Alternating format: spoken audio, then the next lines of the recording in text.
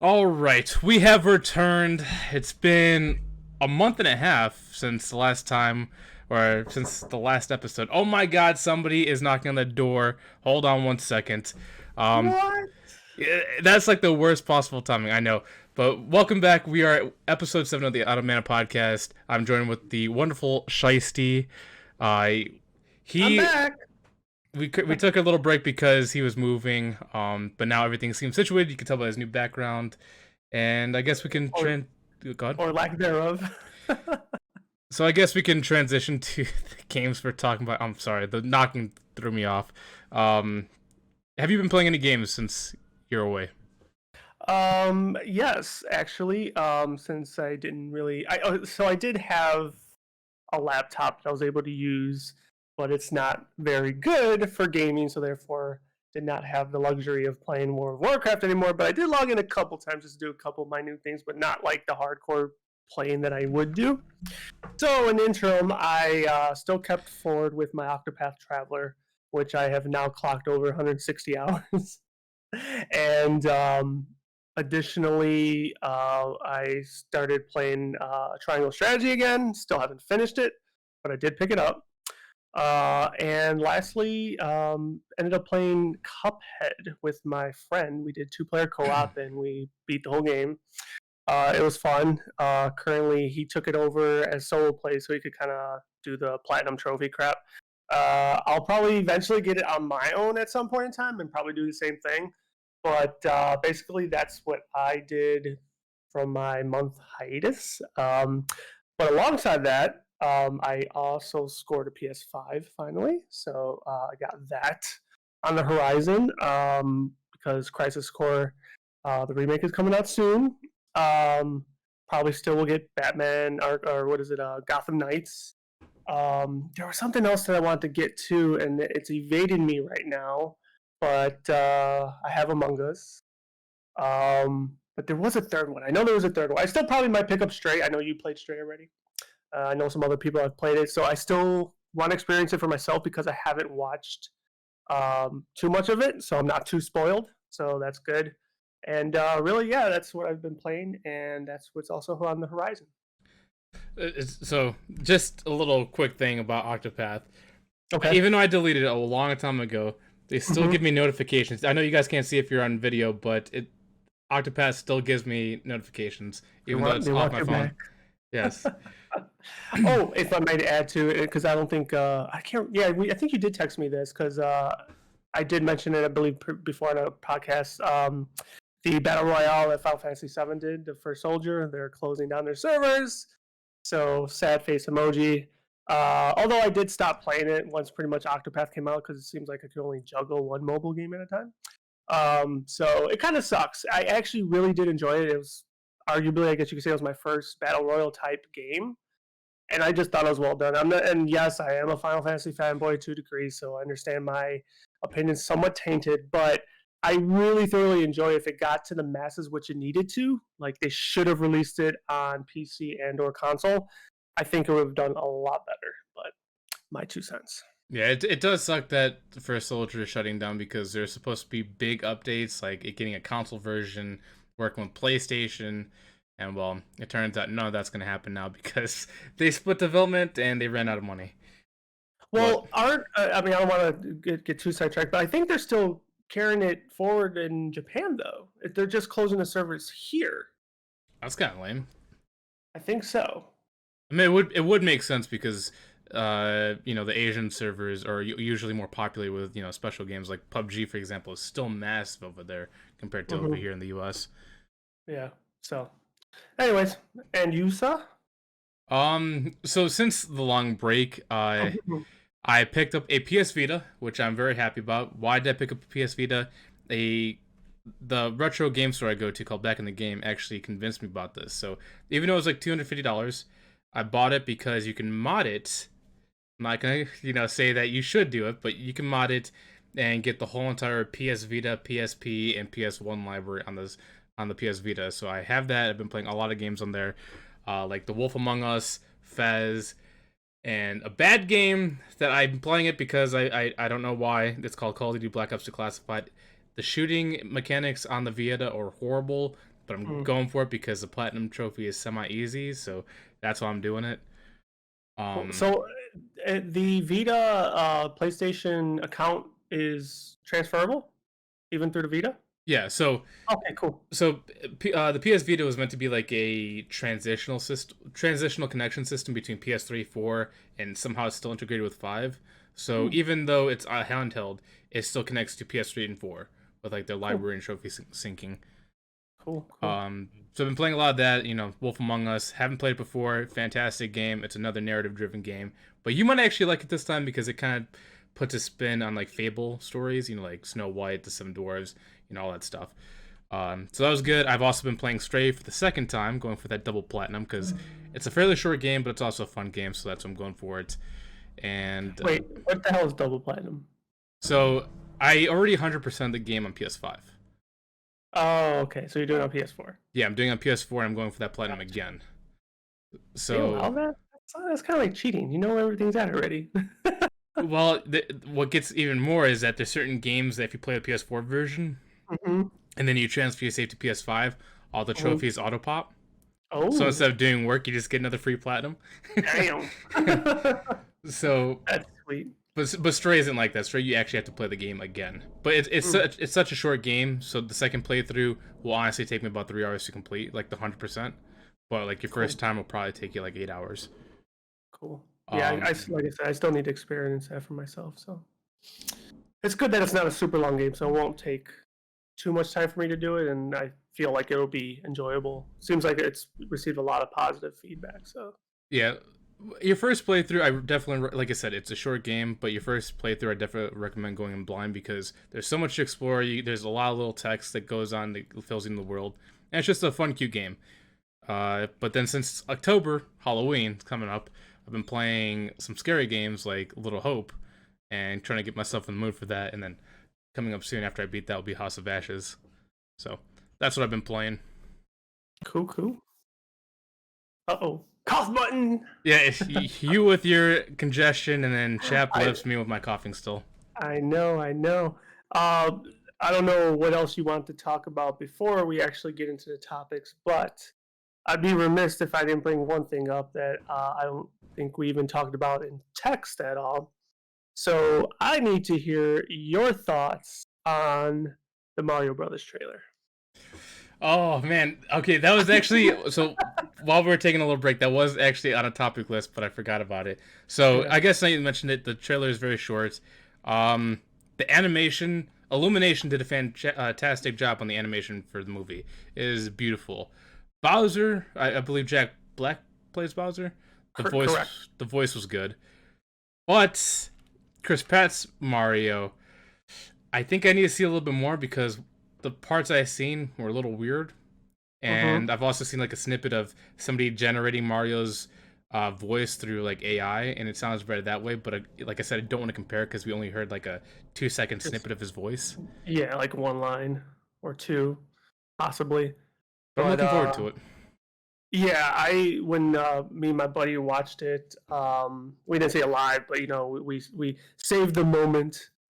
We didn't make sure social media spoiled it for us, and that opening sequence was, I think, the moneymaker. It couldn't have been done any more better. Like, I think Jack Black's voice works. At first, like the moment he spoke, I was like, okay, that's awesome. But the more he spoke, like especially at the end after he got the star, I'm like, okay, and now I'm starting to hear it, and then I didn't like it, but I think he'll be fine. Um, and then Mario, like I said, there's only a couple lines. I wasn't totally upset with it, but to your point, I need to hear more before I make that final, you know, just it's so hard. Like it's no matter what, it's uphill battle for I think anybody that was going to get chosen for that voice. Like Mm-hmm. we've gone all our lives without a real dialogue voice, except for yippee, woo woo, hop hop, all that stuff. Like that's all we got, and it's me, Mario. That's it. So I'm looking forward to see how it actually goes. I'm still even a little scared for Charlie Day as Luigi, like that too. Just oh man, like I I can't envision it. Like I got to hear it. Same thing with Rogan as Donkey Kong. Like there's so many. Got to see more. I'm sure we'll get more soon. Oh yeah, what's his name? Um, Seth, is it Seth Rogen? What's his name? The yeah. yeah, yeah. That's Mm-hmm. gonna be interesting because he can't change his voice at all, and him as Donkey Kong is gonna be very weird. And even the one that does or even Charlie Day. Like I don't know him ever changing his voice up. Like I mean I don't know Yeah. all his work either. Um, so you know I don't know. Like you really gotta shock me, I guess. The one So. thing that I thought was weird is that people were complaining about Mario's voice, even though there's like Mhm, not even 2 seconds. But no mhm. one's talking about Toad. I was expecting like a high pitched Toad voice, and it would be sound like a New Yorker. I don't think he sounded New Yorker, but actually that was the best voice. Like I couldn't. I knew it was Keegan Michael K, but like I couldn't put them two together. So I felt like he did a fucking damn good job, in my opinion. I But guess he, I'm just picturing like a high pitched scream from but he's Toads. but he does like his comedy style allows him to act more, Yeah. right? Like he does the sketch comedy, so therefore his range is far more greater. Like Charlie Day, Seth Rogen, and I love Seth Rogen. Like if you were to hear this, you'd probably hate me, but a little one dimensional. So like yeah, I don't know. Like I said, maybe I'll get wowed. I hope so, The but he'll definitely have the laugh down. That's for sure.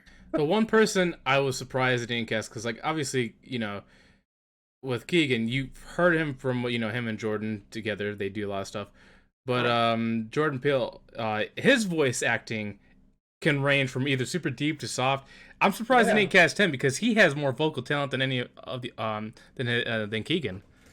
I mean, maybe he just didn't audition. I don't know, but you're right.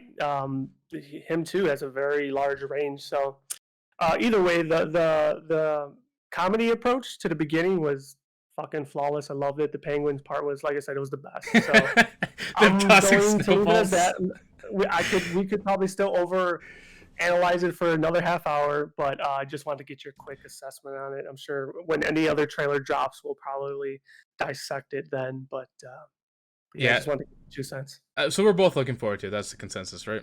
Oh, hands down. Like it's not okay. It's not going to be a train wreck. It's definitely Like not. that was my fear. That opening sequence made me laugh, felt like a kid again, and I'm like, I'm sold. And I didn't even have to hear Mario's voice yet. I'm like, I am sold. Like, it's not going to be a train wreck. So Well, but also because like I've always had this thing with like Resident Evil, Mortal Kombat with their movies, how the movies look nothing like the games. Mario looks like the games. oh Like yeah. they Mhm. whoever animated it, the people that animated it from Illuminations, definitely did the research on the models to put in Mhm. the film, and I'm extremely happy about that. I know the two things that I don't want to say dislike, but I noticed was his collar. Shirt has a collar. Unless he's always had a collar. I don't think he's had a collar. But and then the single pocket, which I'm definitely not a fan of. Are you talking about And I Mario? think yeah, Mario. Oh, I thought you were And talking about his butt because for some reason on Twitter that was like the biggest thing is that Mario doesn't have a dump trunk. Dump. oh yeah, I heard about that. I I was read like, why about are that people too. focused on that? Like R.I.P. Mario's ass. That shit's so funny. Yeah, that was great. But then someone also I saw, I think it was even today, I saw although I've been avoiding social media because of my lack of House of the Dragon viewing, but someone said, "Oh, we figured out the one pocket thing," and they showed like all the minions because all the minions overalls have one pocket. Mm. So being Illumination, that's probably exactly why they did it, but I'm not a fan of it. But I don't think it's gonna go away. I don't think it's gonna get the Sonic treatment where they're gonna fucking do A pocket is not major going to deter stuff to it. anybody. Like two pockets versus one pocket, like there's no major difference. No pockets. No pockets. No pockets. It doesn't. Well, if he puts his hand there, it would be funny if he puts his hands in his pocket just to mess It with goes you like this. guys. It's like so. But yeah, well, this I'm glad you actually brought that up because it's like the perfect segue to the first topic, which is voice actors getting low pay. So Aha. I'm not sure if you heard. Obviously, I know you said you've been, staying away from Twitter because of House of Dragon stuff. But Hmm. recently, what's her name? I believe her name is Helen Taylor. She's the voice actress for a character uh, called Bayonetta, which is a video game by Platinum Games. Supposedly, there's some drama going on here. The more information goes out, it seems like a he said, she said, both sketchy kind of deal. But originally, the headlines were Helena Taylor speaks out saying, boycott Platinum Games because they only offered her $4,000 for her overall voice acting, her work in the game. And she was saying, boycott it, if whatever money you're going to spend on the game, just donate it or whatever. But turns out that wasn't 100% the case. Platinum Games said they were going to give her $15,000, $4,000 per session that she was going to do for 4 sessions. Hmm. And apparently she didn't have a lot of lines in there. Now, Hmm. for in my opinion, work and pay should be divided by how much you do. Supposedly her lines weren't that many in the game because there's other characters introduced, like other sister witches, and that's the reason why her pay was getting cut down because she didn't have that many lines. But there's been other instances in the past where voice actors do get cheated. Like, for example, there's an anime called Jujutsu Kaisen where the voice actors for the movie only got paid $300 US, and the movie grossed millions. So they got cheated big time by only getting $300. And were those what speaking voice actors were they? I believe they're Japanese. Japanese. Obviously, different country, different rules, but I mean, uh, regardless, that is fucking peanuts. So when I saw this topic, first off, I was like, I have no idea what they get paid, but I kind of figured off the bat that they across the board are lowballed because I definitely feel like they are not respected enough and pretty much not treated like actors. It actually makes me wonder, like, do they have a union? They should have a union, right? so it's funny that you said because so a while ago, I think it was like 2017, Square Enix had the same issues with changing contracts on their voice actors and low paying them. So the voice actors from Life is Strange actually made a voice actors union to fight Square Enix on this. I don't know if that union works for every voice actor in gaming, but Mm-hmm. I'm assuming with this going out now, there might be more push for that. Uh, but I definitely wouldn't say that voice actors should get the same payment as actors in movies. Only reason why is because voice actors, yes, they do deserve more pay than what they're getting now. Like maybe they should get paid like $60,000 compared to like $15,000. Obviously, depending on like how many lines are in a game and all that stuff. Um, but people are expecting them to get like $150,000 when really the money should be going to people that are coding, designing models, and all that stuff. Because with gaming is much different than a movie. There's more digital art compared to actual voice acting. So it's like there's this huge debate like how much voice actors should get paid, how much they shouldn't get paid, and I'm like, I think it's just all depend on the work. No, I mean, I wasn't advocating that they get actors pay. I mean, but like, I have no idea how to compare them to like cartoons, right? Not just anime, but like cartoons, like long running cartoons, like the Simpsons of the world and stuff like that. Um, and even all the kids cartoons, like I have no idea what they get paid either, but I feel like it's not far fetched for gaming voice actors to kind of be within that realm. Yes, the lines are probably going to be far less, um, but I think like when it comes to arts, and that's really what this is. Like, I think she probably. I mean, this is what number game 3, 4, or something that she's probably done it. Like at some point, you also have to treat the people that have been doing your games for so long. You got to give them a little premium. It's like Yeah. almost like here's an extra thank you pay.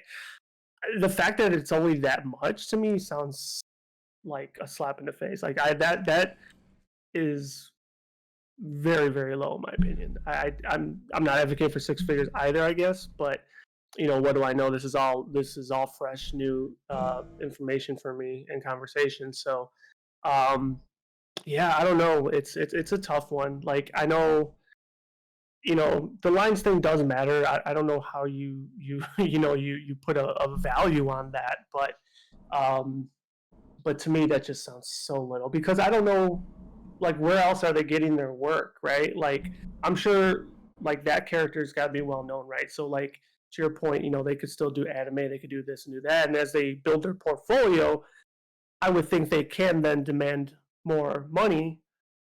But even demand too, they could probably just tell them fuck off. We'll just get someone that sounds like you and pay them 400% less. Um, but it sounds like it's a vicious kind of world out there for that type of profession. So So it's interesting that you said that because I actually wrote down some notes for this. So for this mhm. particular instance, Helen Taylor getting, even if it's like 15,000 for 4 sessions, for the amount of lines she had, it should be close to like 50, 60,000. And Um, that sounds respectable.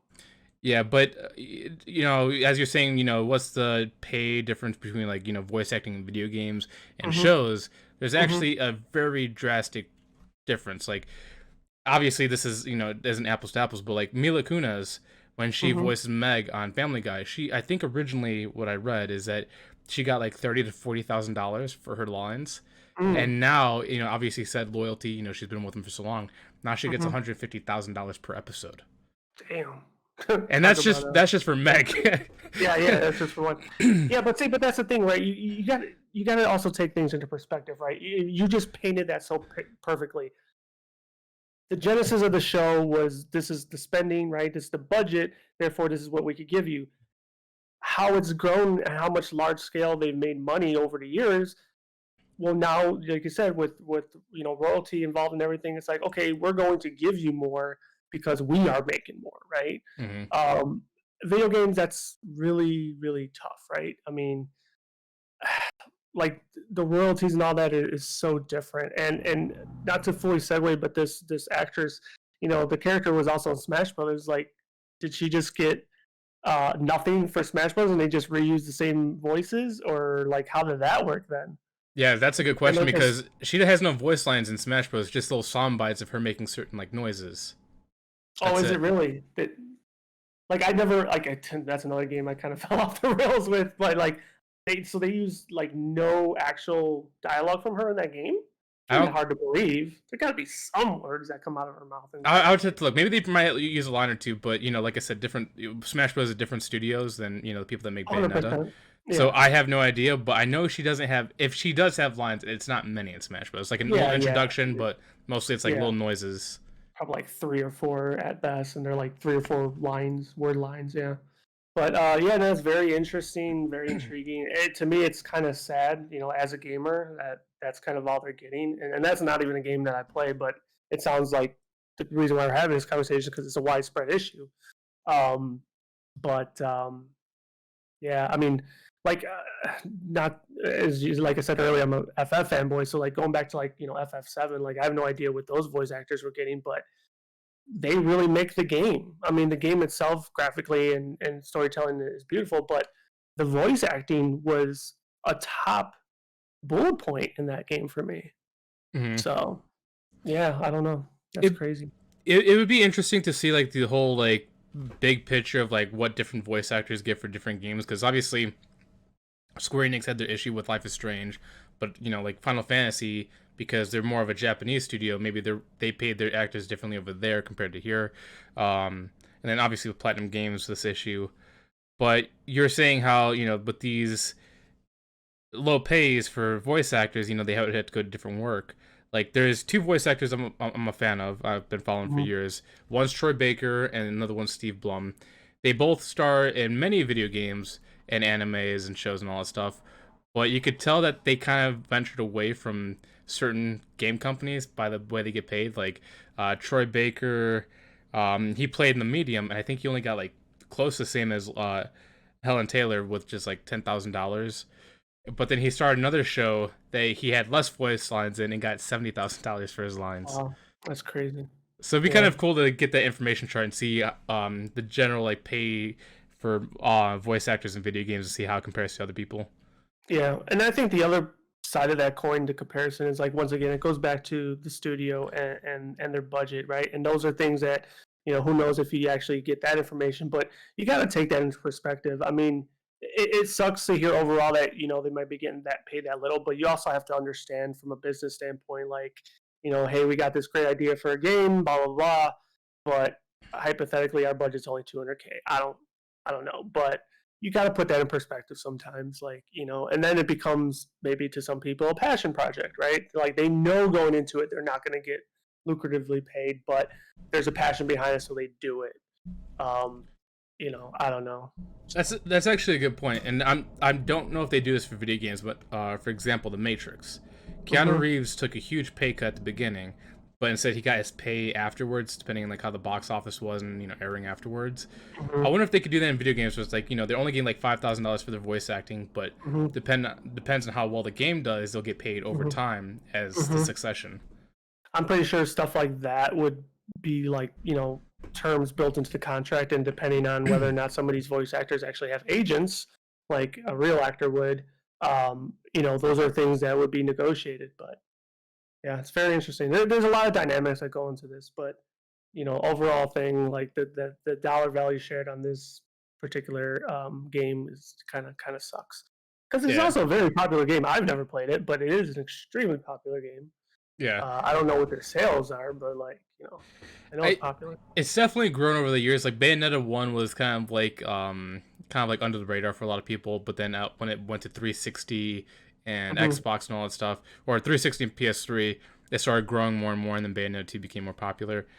Um, it will be interesting to see how this plays out, because like this information just came out within the week, and with this with Platinum Games and Helen Taylor, it seems like both people aren't telling 100% the truth. So I want to see how this evolves, like who was really lying, who was getting paid what, because Hmm. like I said, the recent article I just read today, Platinum Games says they already established this beforehand when they offered her the role Hmm. for $15,000 total, or 4,000 per 4 sessions of voice acting, Hmm. and she, according to them, she didn't want to like negotiate or talk about it. She just said no, so they canceled her contract and got another actress that got paid a little bit more.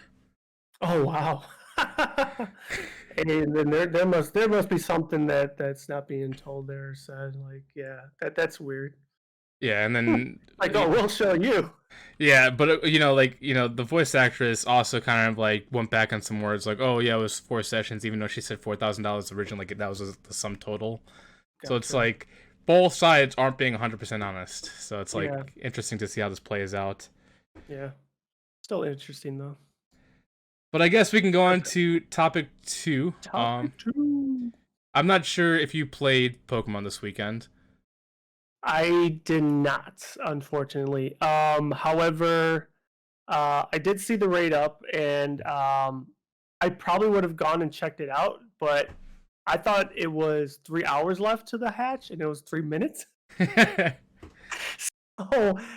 because I was coming to my new place, and there was like a forest reserve that's nearby, and in the middle, I'm like, oh, this must have been like one of the old school EX raids or something. Hmm. So I saw it from a distance, couldn't do it, and didn't have time to do it. But I will say I'm glad they did it the way they did it, even though there's always backlash no matter what decision Niantic does. Some of it rightfully so, some of it, like in this case, I don't agree with. Like, and we've had these discussions in the previous podcasts and ad nauseum. Pokemon Go was built on community. It was built on going out. It was built on meeting people, exercising, if I may use it like that, and all that stuff. And that's what this event did. It forced people to go to that gym and do the raid. Um, so I was a fan from it from afar, even though I didn't get to partake. And I hope it continues. Like I know some people were PO'd about it, and but this is the way the game was built on. The success would never reach the heights that it has right now if it wasn't for that, you know, um, the way it was orchestrated. So, but you actually got to partake, which I'm jealous. So please share your experience. So for people that don't know, Pokemon Go recently released these new raids. They're pretty much EX raids 2.0. They're called Elite raids. This Sunday they actually had what was it? Unbound Hopa? Is that the name? Yeah, Hoopa. Yeah, I Hoopa. think it was the unbound version. Yep. So Unbound Hoopa was the featured legendary Pokemon in these elite raids. And it was Sunday from very specific times. I think it was like 11, 2, and 5 p.m. local time, wherever you were at. And it seems like, as Steve was saying, they're trying to get people back, out into, playing and talking with each other like they did before COVID. And I'm a fan of it because, you know, because they give you set times when you can go out, and they give you space. And, for people that work in the morning, they can access 5 p.m. or people that work at night, they could do like 11 or 2, whatever. So they give people time if they need to play. And I'm a fan of that. What I thought was interesting is with these times, they give you 30 minutes per time. So, like, at 11 o'clock, you got 30 minutes to do as many raids as you can if you see them. They're all spread out. They're not like in every raid. Because people that didn't play before COVID, they were expecting to hit all these raids like raid hour. And it seems like people are frustrated because they thought that they could just hit them all at once instead of treating it like an EX raid where they actually talk and just do one raid and, just chill, hang out. So it's interesting how you see two different groups like having different opinions on this based on when they started playing. Yeah.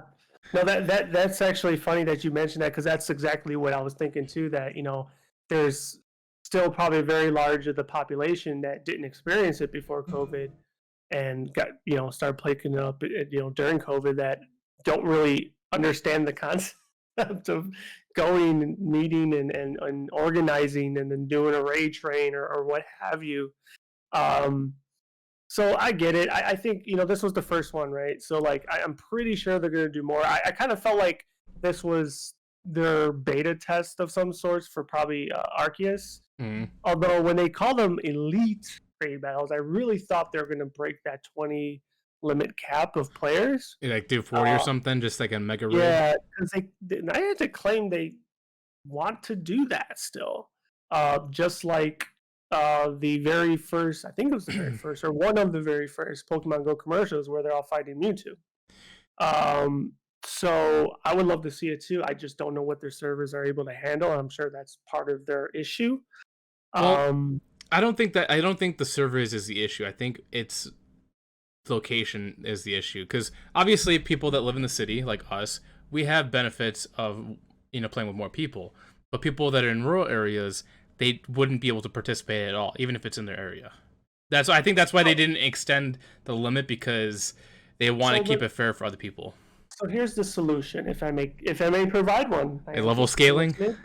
No. So okay, this particular elite raid system, right? You had to be present, which is fine. So you have 40 people, right? Or let's say they raise it to 40 people, to use it for my example here, or even 20. But we'll say 40, and then you want to do big raids, have a max at 80. But right now, the current system only allows you to invite 10 people, right? And it's like if you're in the maximum of 5, but a maximum of 10 can remote in. So instead, you switch it up to every single physical participant to the raid gets to only invite one person via remote. So you could pretty much have 40 there max physically, but you could have 40 remote in. That could work.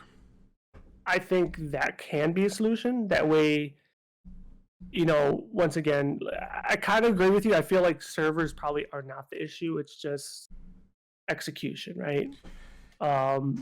I feel like that could be a resolution. I mean, and I hate to say it at this point, but like if you live in a rural area and you can't make a friend in the city, even by Discord or by social media, then that's on you. That's your fault. Yeah. I mean, I hate to say it, but like really, seriously, like at some point you have to have socialization, whether it's in person or from afar. So yeah.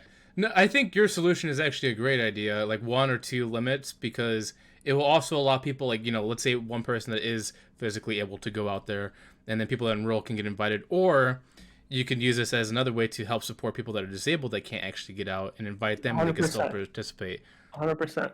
And if I may throw the last caveat to this idea, it's max at 80, but it's like totally doable with 40, right? So it's not like you need to invite people, but like it's a breeze at 40. So it's not like Now, if you want, to your point, you could do the level scaling, but like I don't think Niantic's going to touch that with a 10-foot pole, to be honest. But Yeah. like it's like you have 40. I would say 25 makes it kind of like the DPS check with the timer. 30 is like okay, you're in the yellow slash going towards green, and then if you have a full 40, it's like breezy. But then you all invite people, and you could just melt it. So that way, there's not really an incentive or anything to invite more people, but it's just like past the 40, but like it makes it just that much like it's butter. So No, I agree. um, I agree with your solution in level scaling because with your solution, it all like you said, promotes communication, which is still socialization, even if you're not present, and it'll mhm, put have people join either Facebook groups, Discords, whatever, and mhm. it gets other Pokemon Go people talking. So I definitely like your idea better than mine. Um, I think we should really pitch this to Niantic because I think they're the ones right now struggling with this idea, but I think that might be the only way to cure it. I mean, I just shot from the hip to be honest. Like I mean, dare I say some solutions sound easy. I don't know, like I said, the coding or the logistics behind it, but Well, they wouldn't have to do it's any coding because like they already know the health situation. Like they've done multiple raids from like star 1 through 5 and uh-huh, mega raids, so they've already got that down pat, and they've uh-huh, already have the invite system already in place. So they uh-huh, would really have little adjustments to implement that idea. So uh-huh. we need to get this as a Twitter feed and send it straight to Niantic and have them do this for the next elite raids. 40 or 20 minimum, 40 max, or 40 minimum and 80 max. We'll see how it goes, but I Yeah, think it's a good idea because, and then we'll plug Discord and people can join Pelago and talk and play and trade and all that stuff. yeah. I mean, it like I said, some solutions really are kind of simple. But, so I don't know. We'll see what happens. Like I said, it was the first one. I hope there are more to come because I missed out and I would have loved to have been part of it. So Yeah, so I kind of glossed over what you said earlier just to kind of like fill in the background details, but my experience with it was good. It was good seeing more of our community out there because obviously we have a Steve and I have a Pokemon Discord called Pokemon Pelago, and we haven't really seen most of our members except for like Pokemon Community Days. You see obviously text and Discord chat and all that stuff. But I was able to see a lot of people that I haven't seen in a while come out Sunday for a lot of the raids, so I thought that was really cool, that's and I good. would like to see more of that. So there were a lot of familiar faces then. It, in the beginning, yes. Obviously, it trickled down as time progressed because people have things to do. Hmm. Um, but I think having 3 separate times allowed a lot of people to join whenever they could, and I really appreciate that. Cool. Yeah, it's great. Like I said, hopefully more to come. Let me ask you, since I'm assuming you've caught more than one. Is that one tradable? I don't know. I haven't even tried to trade it. I've caught like 7 of them, I think, but I haven't Mhm. tried to trade any of them. I'm assuming so, but it's probably gonna be like a special trade. Yeah, yeah. So I if you mean, want, I will trade you, but you gotta give me a Shadow Ball Mewtwo. you could TM it now. It's not even special anymore. Okay, fine. You give me a shiny Mewtwo, and I'll give you. I think I only have one. You ain't getting it. All right, we'll negotiate. We'll negotiate. Yeah, we'll negotiate later. You'll give me a shiny I don't have, and I'll give you a Hopa. There we go. It's not gonna be a good one though. It's gonna be a crappy one. It doesn't matter. I I know guess it. It, one. it, it randomizes. Yeah, I'm pretty sure they'll probably end up doing it again though. So they probably will turn. They'll probably will try EX raids again. So at some point, I would think. It's funny that you said it because when I was going to each of these Unbound ones, it seems like the raids they're only popping up on were EXL More EX ones. raids. Yeah, like I said, I didn't see it anywhere else except for the one that was a forest reserve, and I'm like, it just immediately clicked. Like back in the day when they had the EX, like they were in more locations that could support a massive amount of people that could show up. So that's I was like, I wonder if they're only an EX raid location. And I think Senor Tuna in our Discord actually kind of confirmed that for me too. So Yeah, at the time I didn't think about it, but now that I yeah, played it, it was all the old EX locations. yeah. So that's So cool. So they're conjuring something, that's for sure. yeah, because I'm glad that they didn't completely abandon the whole EX system. I'm glad that they're making like an updated version that makes more sense. Well, if although I don't feel they'll ever kill the remote pass thing, it's that's a hard thing for them to kind of just simply take away. the EX is their solution to making money without the remote passes. So Mm. that's why, yeah. Yeah, I hope they never revert and completely take out remote passes because that would cut so many people's access to playing down significantly. Hmm. Like it's like a evil that people It's, can abuse, but it's also useful for other people. I mean, even without COVID, I truly believe that that was going to happen at some point. But because of COVID, it just spiraled out of control, in my opinion. Mm. But Yeah, because we'll see. like I don't want to say any names, but I have a friend that his little nephew can't go up because he has an immune deficiency. Plus, he has a bad heart. He has I Hmm. forgot that what's it called a trach thing. Okay. So he can't Yeah. get out much, but because of the whole community day where you can use the incense and Hmm. get remote rating, he's been playing nonstop. Well, he's Hmm. already level 47 ahead of me. Damn. But Ahead of me too. because of all that, accessibility, people like him can now play Pokemon Go, and I was happy for him. Yeah, no, for sure. I mean, they're any type of disability that the game provides, a good time is you never want that to be taken away. I just think that there's obviously solutions to everything. There is a happy equilibrium when it comes to that stuff. So Mm. Uh, so before we move on from this, what do you think they're going to do another Unbound Hopa, or do you think they're going to?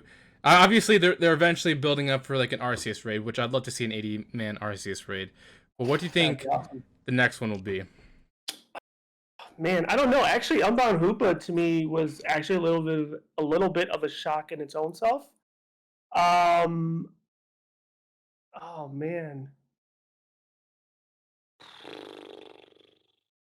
I don't know. Zero. What is his name? Zero Arc.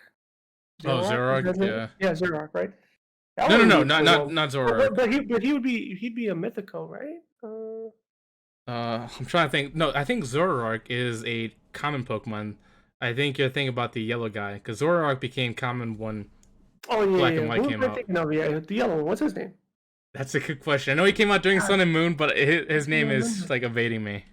But it'd be cool to Yeah, see him.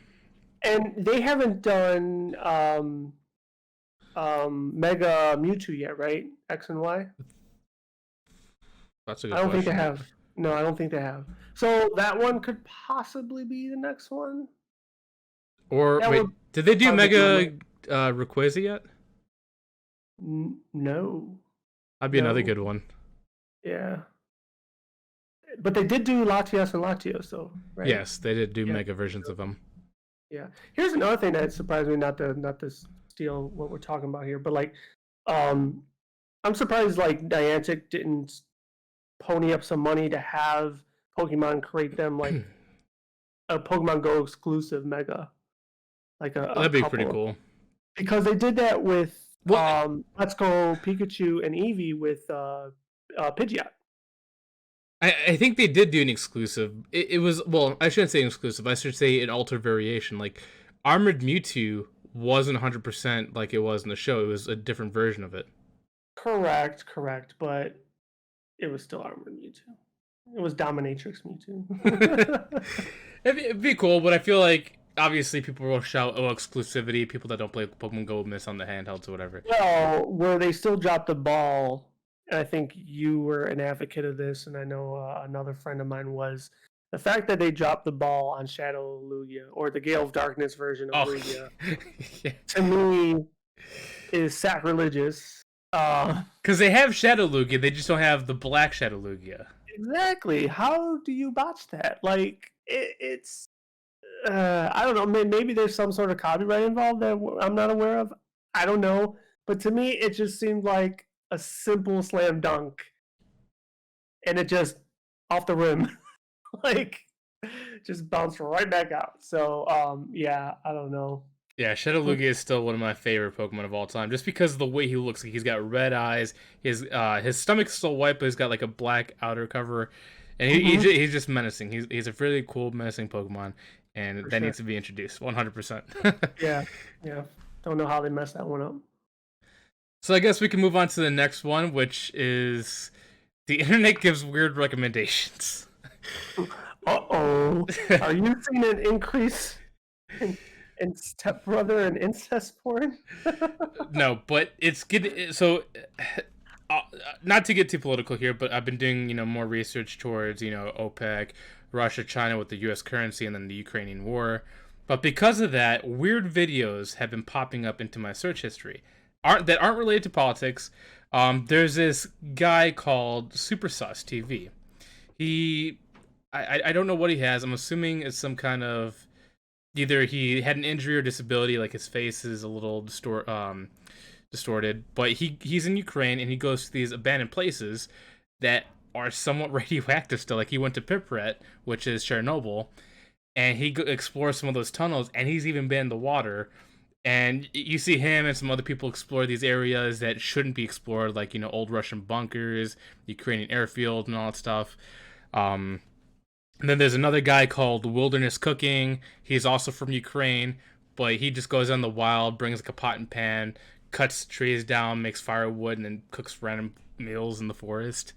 And then another guy, basically same concept, but this guy doesn't show his face. It's called Men with Pot, and he goes out completely far into the wilderness, and he like kills an animal, finds whatever vegetables or things he can find in the wilderness, and then makes a meal out with just this one pot. And just Mhm. because of like searching up the Ukrainian war, I'm getting all these weird recommendations for like either this guy going to abandon Ukrainian Soviet bases or people in Ukraine doing wilderness cooking. Well, if there's one thing about the internet and the search engines is like to make a comparison like with advertisements, right? Like if you look up, oh, I want to buy or I'm looking for a new couch, right? Then you start getting all these advertisements, all these different companies that sell couches. I mean, the same applies for whatever you're searching. So it's like, oh, you like to watch this content? Well, let me show you this content.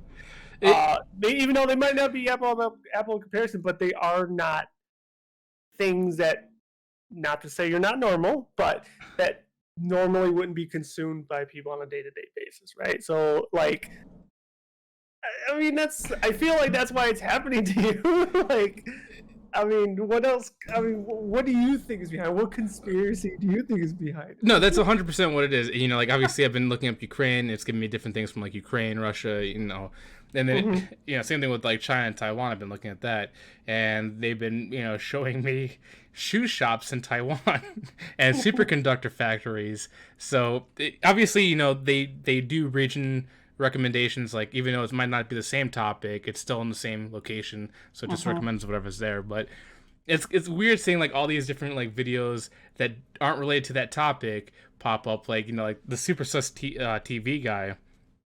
I've been watching him. I don't know how he's doing it. Maybe, like I said, you don't really know much of his life except he goes to these really, really weird locations. And my assumption is maybe he has some kind of disease that he knows he's not going to live long. So he's like, what? Let's screw it. Let's go explore. And that's why he's going to all these cool places. But like, he's been like one of my go-to watches recently, just because seeing him in like a radioactive water tunnel going into a shelter is cool and creepy at the same time. Mm-hmm. Yeah, no, I mean, I understand the lore for sure, um, but yeah, like I mean, it's like it's not normal content that people would consume. So it's like, let's just put them in the weird category recommendations. But have you ever like looked up something and the next thing you know you start to get like weird things like, oh, like how to grow your own mushrooms or something like that? God, I mean, I'm sure it's happened, but I just can't, you know, vividly recall a circumstance. Like, I mean, this one sounds so docile compared to your example, but like, just playing like Octopath, right? Like, I normally don't consume mobile gaming, but this one I've invested a lot of time in now. So I am getting a large array of mobile games on my advertisements that I'll Hmm. never obviously touch. But yeah, like it's that smart advertisement, you know, model that whatever it is that you're looking or consuming, um, are going to try to feed you more shit in those categories. Yeah. So It, yeah.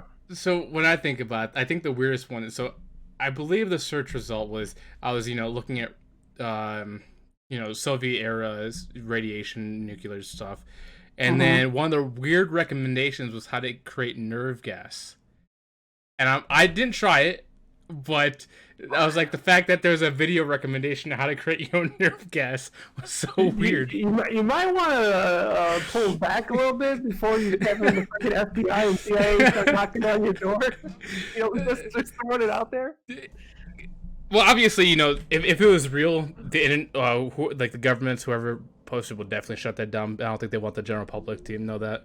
Um, I don't think that matters because look at all these.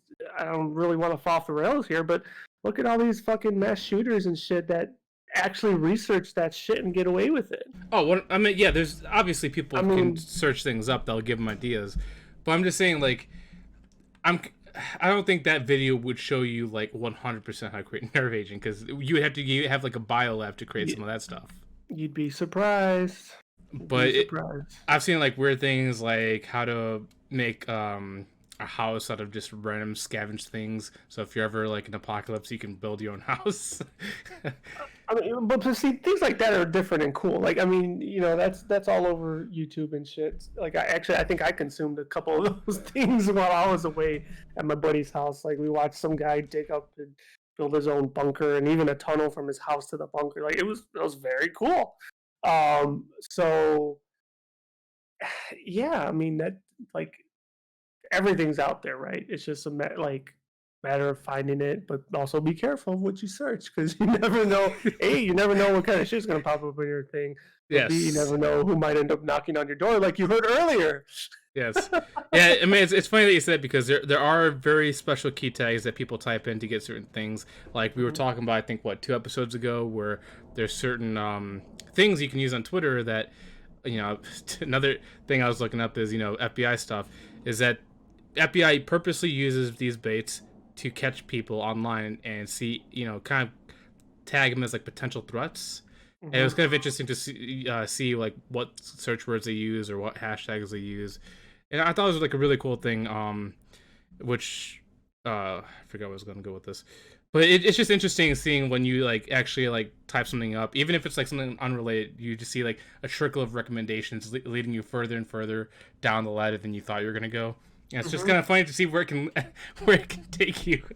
Yeah, it all obviously also boils down to your curiosity, right? And like to your point, how far do you want to take it? Like, I mean, I'd be lying if I said I didn't have curiosity of certain things like that, especially if I never really sought out myself. And the fact that like you're sharing it, like the guy that's doing the radioactive stuff, like it does sound fucking cool. Like I don't know about the other stuff you told me about, but like it does sound enticing. But um, once again, like it's probably just a little rabbit hole that you crawled into. You'll find your way out of it. You'll be Oh, fine. I definitely found my way out of it. It was funny when you like look down things. You're like, oh, that's a weird video. That's a weird video. Let me check it out just to see how weird it is. And you're like, oh, that's pretty weird. Okay, move on.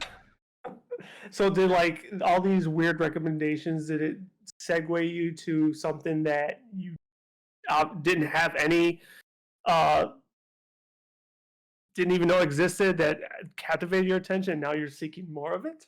I mean, I had an idea that something like that probably existed, but seeing it like in a video format is interesting.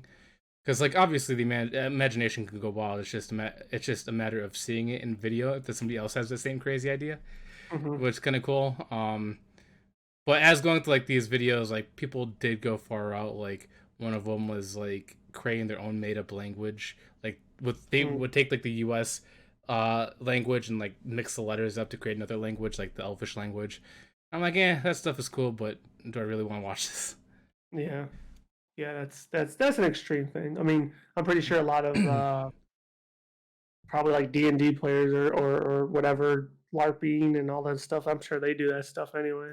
I think what really like blows my imagination away is that there's so many people. Obviously, everybody's different, so everybody has different ideas. But when you see it on YouTube or like just simply searching on Google, how many like different videos or topics or articles about these random things that are so obscure, you're like, man, people are really interested in this stuff. And it's like, it didn't even cross my mind that there would be like a community of those people out there. Oh yeah, I mean that's the thing, right? Like I think there was like oh man, was it? it might have been Facebook actually. I think there was Facebook commercials where, because they always had the Facebook groups and something along the lines like, find your group or something of that magnitude. And they had these like obscure groups that I'd never heard of, but yet, there's a congregation of them. But yeah, it's just finding like-minded people, and there you go. I mean, I think we were talking about this before podcast, like on our own discussions about the simplicity of starting your own religion and having your own church. It's. I'm sorry. Go ahead. No, I mean, it's like it's easy to do. You just need like a dozen people, and you could legally do it. Like, I mean, it's funny that you said, because like one of the communities I actually went across, like I said, was obscure, is an upholstery community. Like they do couches, chairs, etc. And that's just a good trade skill, really. But like the video to me was boring, but the entertaining part was reading the comments and people like communicating like what they would do differently or what they would actually use instead. Like it was interesting to see the passion that some people have for just upholstery. Exactly, and there's passion for damn near anything, really. I mean, it's amazing. It's amazing. Yeah. But so far, your weirdest thing was just mobile gaming apps or mobile games. I mean, for right now, like I can't think of anything that really that really like made me like turn an eye and like, why did that pop up? And then try to think, well, because I looked at this the other day. Oh fuck! Now that's gonna stay on my screen for another 3 weeks. I just can't think of anything. I guess maybe I need to explore a little bit more. I feel like if I look at your browser, you're lying to me. It's like how to grow trees out of human waste or something like that. Oh no, you'll just see a lot of Pornhub. That's all. Oh, maybe that. Maybe weird recommendations in that field. But the funny thing with that though, and I'm just being honest. Yes, I bet on Pornhub. Even with that, you don't get a lot of porn advertisements. Then, at least I don't. You have ad blocker on? I don't know, but like in all reality, like I don't really go on Facebook that much, but like that would be an avenue, right? Like if I'm scrolling through a feed based on what you watched before or browsed on the internet for before, you will get some related advertised there. But if you watch porn earlier, I don't see all these different porn sites pop up like, oh, check out our website. It's just like, you went there, we'll leave you alone. It's funny that you mentioned that site though, because I'm pretty sure you've seen the memes, and I also looked it up too. But on that site, people actually upload gaming content, like actual like gameplay. And if you go to those videos, advertisements will actually link you towards other gaming stuff instead of whatever is also on that site. So it's so weird. Like, Josh, I go to Pornhub for my porn, not for video games. No, it's just funny because like I seen the memes on Twitter, and I'm like, you know what, is this real? And I went there, and I'm like, oh my god, there's a whole. It's basically like Twitch on there. Like you got Call of Duty, you got Destiny, you got people playing Telltale games.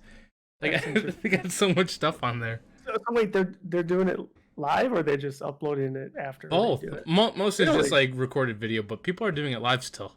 And I'm like, crazy. Why would you be on that site doing that? But I guess, hey, turn to YouTube, right? Well, would that be also linked with like OnlyFans, maybe? I don't know. I didn't really do too much research because I could see a partnership there. Kind of similar how you can multi-link, YouTube, Twitch, and whatever. But maybe the adult side of the world has multi-link for what they do. Yeah, I don't know. I didn't really get into it. I just thought it was funny that if you search up like a game category on that site, you'll actually see game content. That is hilarious. No, I've never done that. Yeah, now I'm going to, by the way. Well, don't search up Final Fantasy. If you look at Final Fantasy, you're going to get other videos. Maybe I want those videos. I mean, Tifa is on there, and even 3D model, she all right. Yeah, she my waifu. So I guess we're done with that, but yeah, it was just interesting when I was looking up all this stuff, and then it took me to other people. Like Super Sus TV was probably the most interesting find out of all that. Interesting. But I guess we can go to the internet again, still with what the heck? The text is different. Xbox and Activision deal. We knew that this was going through for a while. They're still waiting on approval from different countries because Xbox, Activision, they're global companies. They aren't just exclusive to US, so they have to get a permission from other countries as well. So most have signed on, like Brazil just recently signed on, but recently, as I was saying before, is that the UK PlayStation and Japan and PlayStation have well, obviously Japan and PlayStation have very special connections. One of the big deal blockers is right now is with UK saying that they do not support the Xbox Activision acquisition because it'll be unfair to PlayStation. And it doesn't sound like the UK saying this alone. It sounds like PlayStation has their pockets dipped into them. Because with this, they have a list of demands that they will say Xbox can buy uh, Activision if they give these certain things. Like, so one of the rules is Microsoft wouldn't be able to give the Xbox version of Call of Duty extra content, which is weird because PlayStation did that for a long time. And it's not just like, so in the 360 days when Xbox won the contract, they would have a 30-day exclusivity period with DLC. But when PlayStation took over, that turned into a year, which is a big difference in 30 days. So the fact that they're asking Call of Duty not to have exclusive content, even though PlayStation for the last 4-6 years has been milking it, like there was a game mode on Call of Duty which didn't come out until this year, even though the game's dead. So it's like they're asking for no exclusive content, even though they did it. Microsoft, and another one is Microsoft can't give their games a performance boost on their system. It has to be equal to all, even though PlayStation's done that to their own systems, like Square Enix, for example. And they can't offer any attractive incentives for any of their games.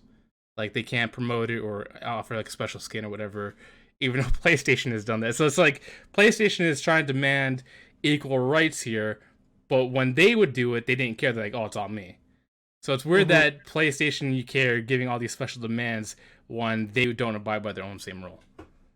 Well, I know we had a lot of these, not this exact, obviously, this is new topic, but like the whole Xbox versus PlayStation saga obviously continues. And you know, I think it was the last podcast we had, I said, like, you know, Sony is definitely in fear mode, right? And this further exemplifies that. It's quite funny. It's quite hilarious. But if I may rewind for a second here, so you use the words blocked, but is that true, or is it just on like pause? Like it's just another hurdle you need to get over. So I'm the reason why I'm using blocked is because UK will not accept the terms unless if Xbox agrees to their demands, and the demands I just listed. So pretty much it's like a stalemate until that is agreed upon. So I think, like timetable wise, if memory serves me correct, like, this wasn't going to be done possibly till June next year anyway. So with this latest hurdle, then that means that is that still a potential merge date, or is that now pushed back? So this could if it even happens now. See, that's what I'm trying to figure out. Like, is this possibly something that could make it no longer a deal? So it could be one of three things. It could be one, Activision or Xbox or Microsoft can still buy Activision, but just remove all their content from UK. Ooh. And they would just completely bypass the government. Two is the UK breaks their ties with PlayStation because obviously PlayStation's been screwing their people over for a long time, as we just seen with this recent lawsuit that they're doing. And then they drop the demands from PlayStation, just let it go through with Xbox, and then they still get the content. Or they could still be stubborn, and this gets delayed even further until negotiations play out. Interesting. Very, very interesting. It's just weird that PlayStation is so angry. Like, when you see Twitter and you see all like these like different debates, but when you see a company actually throw like a hissy fit about saying, "Oh, you can't give exclusive content, you can't give any performance boost, even though we did it, or you can't give any attractive incentives, like like a pre-order bonus or whatever," even though they've been doing that for years when they had their contract rights. It's like, come on now. It's like you can't be petty about it when you were doing it before and you did it worse than anyone else. No, I'm with you, but I mean that's business though. That's playing hardball and doing like. I mean, it's not surprising. It's funny as shit, and it's also sad be honest, because everything you're saying is, factual. To me, I'm just kind of like smiling and laughing from afar because it's just so funny. Um, but man, I don't know. Like, I want to say there was other articles I saw regarding not this exact topic, but like other whether it was other like big companies or the countries that also weighed in on this and were also not in favor of it because they kind of saw it as in some capacity like a monopolization of some sorts. But you know, if they're selling and they're buying, like I understand like there are laws that you can't corner the market, but they're not really cornering the market. You still have Sony, you still have Nintendo. There's still a lot of other things, but yes, does Activision have great IPs? 110% they do, but it's not like it's really a true monopolization. Like, I think the real I mean, issue I don't is see it that way. I think the real issue is it's not a monopolization. Like you just said, you list Mm-hmm. PlayStation, Nintendo, they still make up a good majority of the market. Mm-hmm. It's political allegiance. The 100%. only countries that are pushing back are the ones that PlayStation bought a long time ago. Like Asia Mm-hmm. is no matter what, we're not even negotiating with the Asian market because they're going to be loyal to PlayStation regardless because they made them. Mm-hmm. But UK is aligned with PlayStation because they have exclusive rights to certain things there too. So I think that's the only reason why they're pushing back. So it's not like monopolization. It's just what side or which friend is giving you more money. Mhm. Well, I mean, we're just using those two examples. What I'm saying is, and I wish I saved these articles because I know I've seen them, but like I know there were more than just these two entities that were weighing in on this same deal.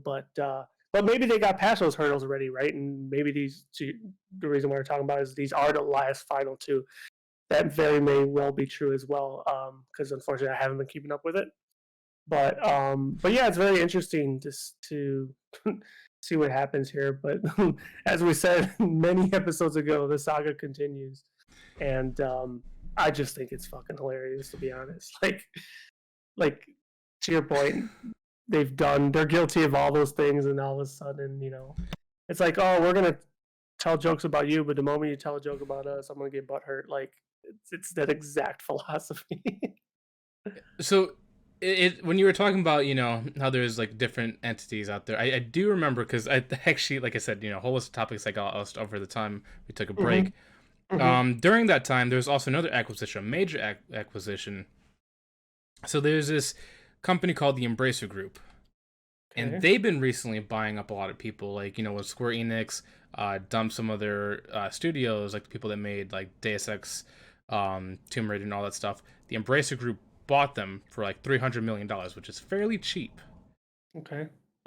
So I think where you're hearing these other countries come in is probably from this Embracer Group that also bought up a lot of these studios as well, and mostly Mm-hmm. for really cheap, like compared to what they could have been worth.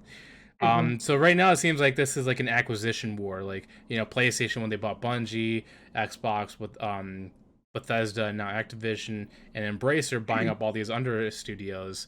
I think people are starting to have this conversation, or these countries are having this conversation of should we stop these acquisitions from happening because it could prevent these newer studios from actually developing unless they're under these umbrella corporations.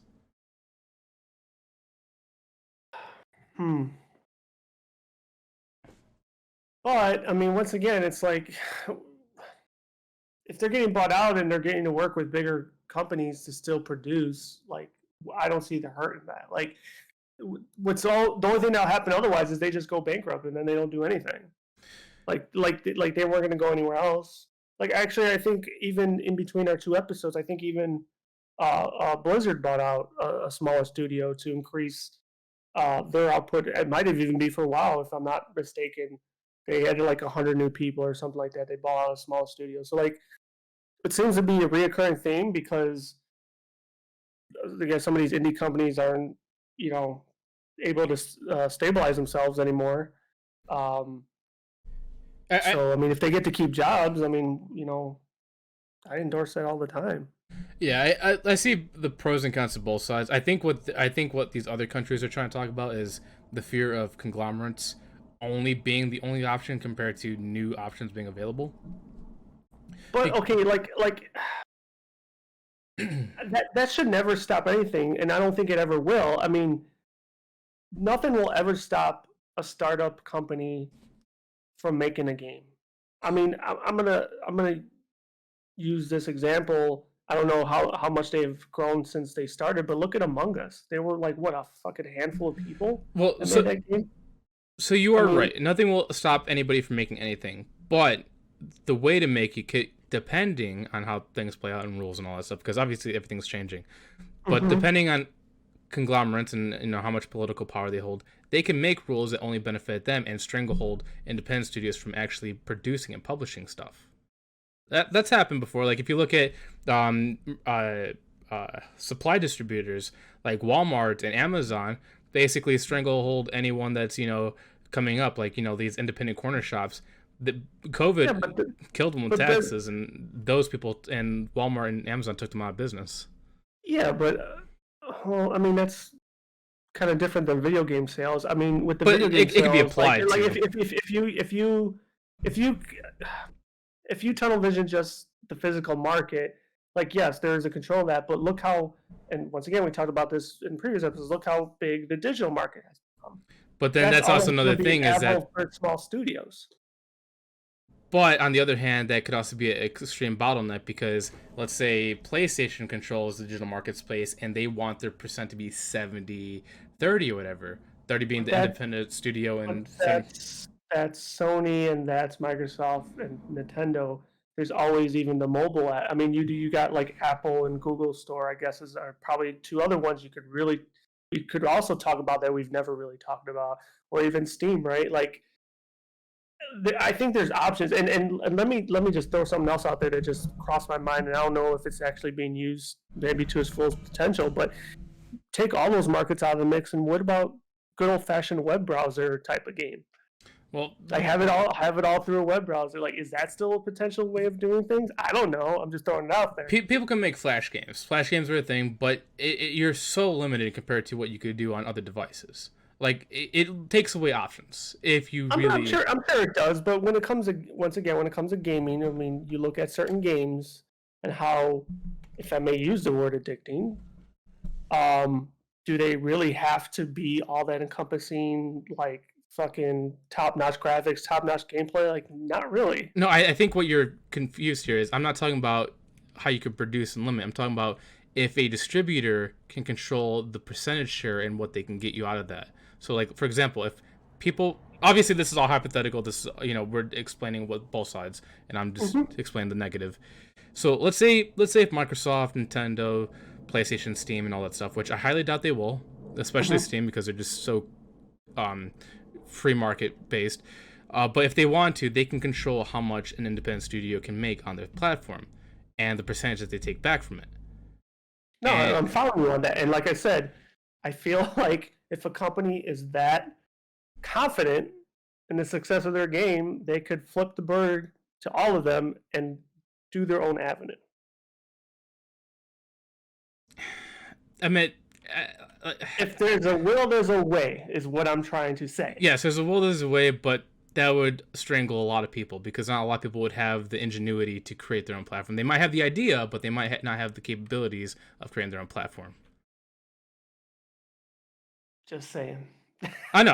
Like I said, there's pros and cons to it. Obviously, what I'm suggesting most likely won't happen. Like Steam, I can never picture them going down the evil corporate route because if you look at them, they're the most friendly within developers. Like they barely take a cut to them. They just like put it on our platform, we'll share it.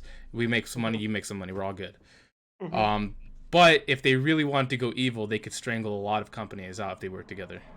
For sure. I mean, and like, everything you're saying, like, I get that with the cuts and everything, and then the politics behind that. Like, it's all true. I'm just saying, like, if you're a developer and you're not going to get that back, like, and you're very confident on what you're doing, like there has to be a way. I'm just not the smart person to find that way, Yeah. but I'm just thinking like that there got to be No, you're solutions to you're that. right. Like there's other avenues. Like for example, like it's one of the main reasons why PlayStation is suffering so significantly. Like Nintendo's starting to see the light. Like they're starting to allow more independent developers bring games to their platform because they see that it worked for Xbox. Now it's working for them too. but PlayStation, like when you want to upload something on their servers, like their Mhm, market, they take mhm, a pretty huge cut from you. That's why mhm, there's not as many independent studios compared to like Xbox, Steam, or Nintendo because of the price difference. mhm, So mhm.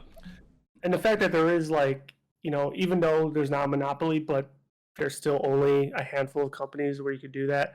I mean, it does limit your way of getting your content out there, your games out there.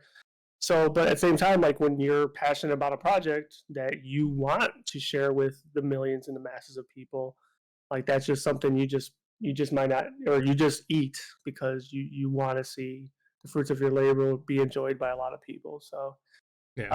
it kind of sucks, and it kind of it's kind of a little bit like the first topic we had today with the paying the voice actors. Like you want to see those companies get paid more, make more money, so then they could put that money into either a sequel for that same game that gained its popularity, or even just different IPs that they have ideas for. Um, but when you got the greed of our big companies here, that's where things kind of suck. So It's kind of funny, I don't even though know. we segued a little from the original, it still comes back to PlayStation screwing themselves because one with this deal block, two with their market pricing. It's like PlayStation. It's like Nintendo woke up and they're starting to help independent developers. Like PlayStation, you gotta do something here. You're only making yourself look worse and worse. Yeah, I mean, it all boils down to greed. I mean, the thing is they were getting away with it for so long, right? So I guess to them it became the norm. It's like you want to do business with us, we're the pinnacle. You're going to pay for that. I mean, and to some degree, though, you got to think about it. That's somewhat true because now I'm thinking about it even a little bit further. Who's really paying for that marketing? I'm pretty sure it's not the small developers, right? I'm pretty sure it's Sony that's ponying up the money for any type of marketing. Well, So it marketing depends. If costs it depends that on the costs studio. money. Yes, Oh, I'm sure it does, but like, I mean, that could be a two-way street too, right? Like you could say, here it is. We don't care about the marketing. Whatever happens, happens. Or there might be, a cooperative effort there, and it's like, okay, you're going to do a lot, but we're going to do a little bit here on the side as well. I mean, all I do know is like marketing ain't cheap. yeah. Now, with the Sony platform themselves, they would obviously have free marketing within their own platform, but um, but those are really the other tangible things you don't really think about that they're gaining when they do sign with a Sony rather than a Microsoft. I'm not saying Microsoft doesn't have that. That's not what I'm trying to say. But like to some developers, talk about politics. Some developers probably have allegiance to a certain company as well, So even though they've never done business with them. you're 100% right about the marketing. So even though PlayStation's greedy, their influence in marketing is still very large. Um, as you can tell from their own independent studios, they advertise the crap out of that. Whenever you see like upload PlayStation up, they're like, "Oh, this game's coming out, 60% off, whatever." They'll always advertise the stuff, and you'll see commercials of it. If it's not first party, you do have to pay a little. Like Square Enix, for example, has to pay a decent amount of money to get advertising for PlayStation, so PlayStation can use their influence to market to the world. Yeah, but I'm sure Square Enix doesn't care what that dollar value is. Not at this point, but I think they're starting to. When, as you can see, that they've lost a couple studios because of poor management, and now certain projects being shut down because of also really bad management. I think they're gonna start seeing certain lights soon. I haven't followed Square Enix over the years, thanks to World of Warcraft. But one thing I will say is and I don't disparage them for doing this, is they did go outside their box, right? I mean, I think 99% of people, when they hear the name Square Enix or Squaresoft, they resonate that with Final Fantasy. hmm I think that's always been their bread and butter. But they went out and, I mean, they did so many other games, right? Not to mention just RPGs, but they've explored other genres, right? Like they eventually had Tomb Raider and other stuff. So I'm not saying it's a downfall of Square Enix. They're not going to disappear. But I just think that was their issue, is that they went outside their boundaries. They took a, dare I say, a risk, but they didn't stick to what they knew, which is fine. But I think that's why they have the problems. That's why they're losing studios, because just stick to what you know. I Let, wouldn't let say the let, let the other studios do that stuff. I wouldn't say it's because they're going out of their bounds because you know, as a Square Enix fan myself, they're really expansive. Like they don't just do games; they do TV shows like animes. Like they helped with Full Metal Alchemist. They helped with a show called 86. They've done other stuff. I think what it comes But down that's to something that they didn't do like in the '90s, though, did they? early 2000s, yeah. Okay, early 2000. But that's what I'm saying. Like When they started off, it that. was definitely for games, but then they branched Yeah, out. yeah. But I think their downfall isn't branching out because they do a really good job. They're like Nintendo in that respect. They can create whatever they need. Mm. It's putting people in management positions that cause their downfall. Because so far, the people that they put at the heads of these studios have seemed to always mismanage stuff and also kind of funnel money out of their budgets. I think that's Mhm. Square's problem is that they're not really controlling their uh, management branch as well, causing these studios to fail, like First Soldier or Tomb Raider, Deus Ex, whatever they were called. I forgot what their studios were called. Also, I mean, I am playing the shit out of Octopath, which is by them, but I also wish they would stay away from the mobile world. But that's just my 2 cents. Yeah, Um, Also, I will throw this out there as much as I like Squeenix. Their website customer service is the worst. The worst. So they need to talk about mismanagement and they need to fucking fix their customer service. That's what they really need to do. Yeah, I mean, I don't follow it that intuitive like you may. I was just throwing out my little short-sighted vantage point. But yeah, I mean, they're not gonna go anywhere. That would be that would be the biggest shock, more than Activision being uh, bought, is if somehow someone were to consume Square Enix. That would be huge, I in my opinion. PlayStation is trying very hard, but Square Enix is making it like they're as like an independent studio or independent company. They're making so much money where they just can't be bought right now. Like Final I Fantasy agree 14 with is you. making them a lot of money. Um, what is it? Now that they finally got that right. And they also have a bunch. They have a couple other mobile games out there. I can't remember the names of them, but they're making some pretty decent money off of they, microtransactions and they're about to. I don't know if it already closed. I think it already closed too within the last month. Was Record Keeper? I used to play that too. Um, and there was another one that played similar to Record Keeper. I can't think of the name of it. But I never played. I never downloaded it. And I think that's the one that is doing well that you are probably thinking of. Plus, they're going to release another FF. Well, it's not just 7. It's like before 7, and it goes to like, I don't know what the timeline is, but they're doing like a chibi version of the story, and I think that's going to be some sort of microtransaction thing too. I don't know how yet, but I'm sure that's probably going to do well too. I'll probably download, to be honest with you. So yeah, they do, but I don't know. Like, there's certain things that I just think they need to put back into their to redirect their attention. Because like for me, like I was talking to my buddy that I was staying with for a while. Like, we were talking about 15 and stuff, and how like I did enjoy it, but it wasn't like a traditional Final Fantasy to me. And I'm really looking forward to 16, and I'm hoping they don't use the same model that they did for 15, because from what I saw for 16 so far, just it's giving me high hopes. Plus, I'm gonna devour all the 7 content that's coming out soon.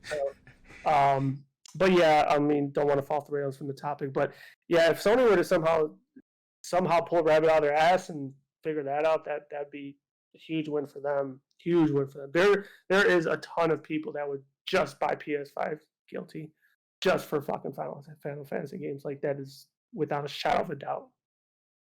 So that's my 2 cents.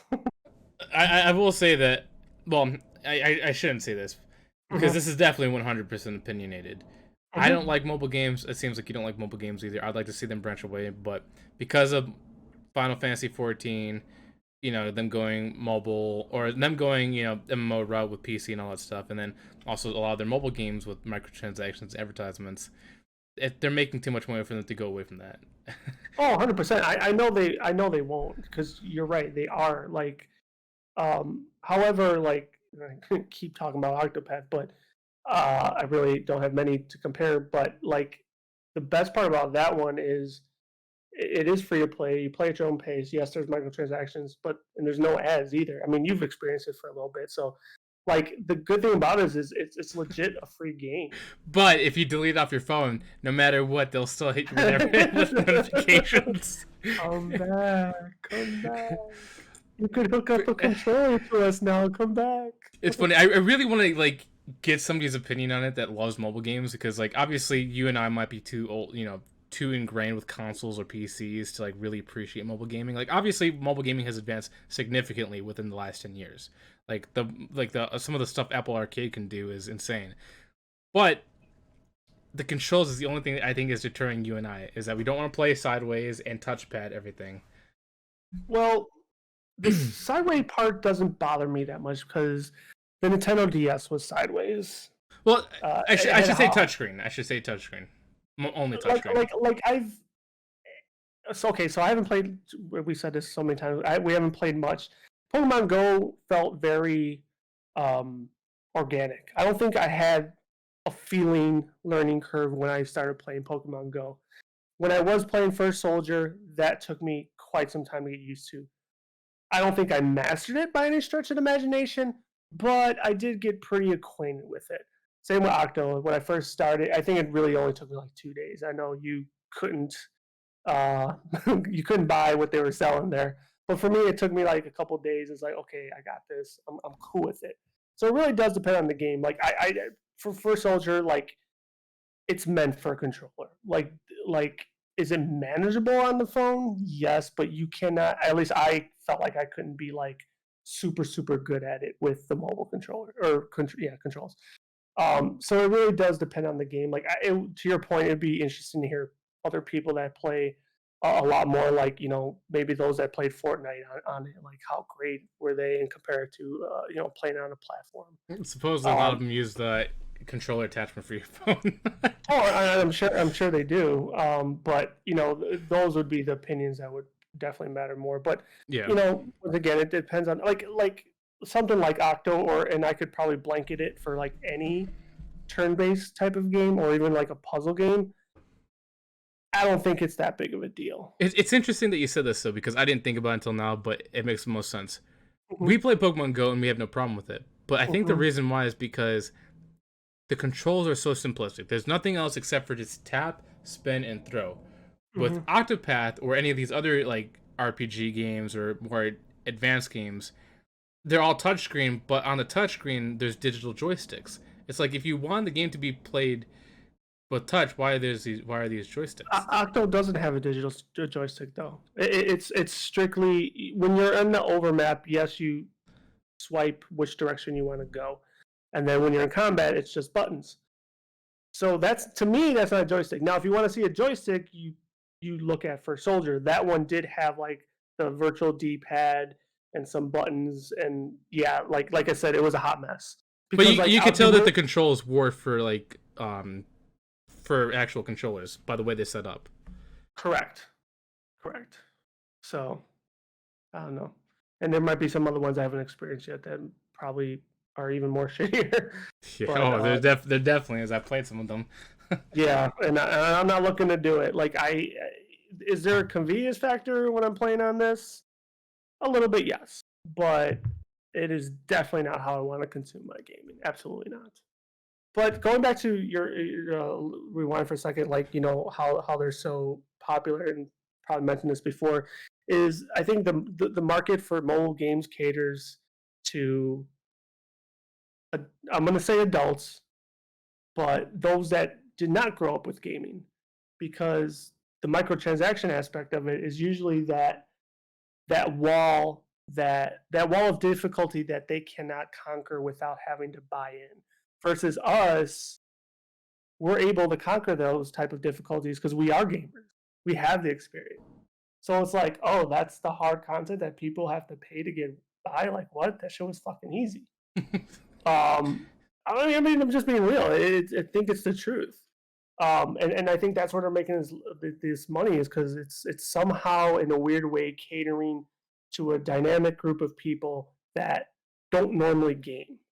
Like, I mean, I think Candy Crush, I've never played it, but I think that was a perfect example, and it still makes fucking tons of money to this day, is there's a difficulty on it that forces you almost have to pay unless you're like really, unless you're a gamer. I think also the So, simplicity of it. Like, you don't need real. I mean, obviously, the skill is your mind solving puzzle, mhm, but overall, like touchscreen, it's like you don't need a quick reaction. You just need your mind to think. Like, you just mhm. touch, move, move. That's it. It's not like where other games where you require to have a little bit of hand-eye coordination to react to certain things. So I can see that.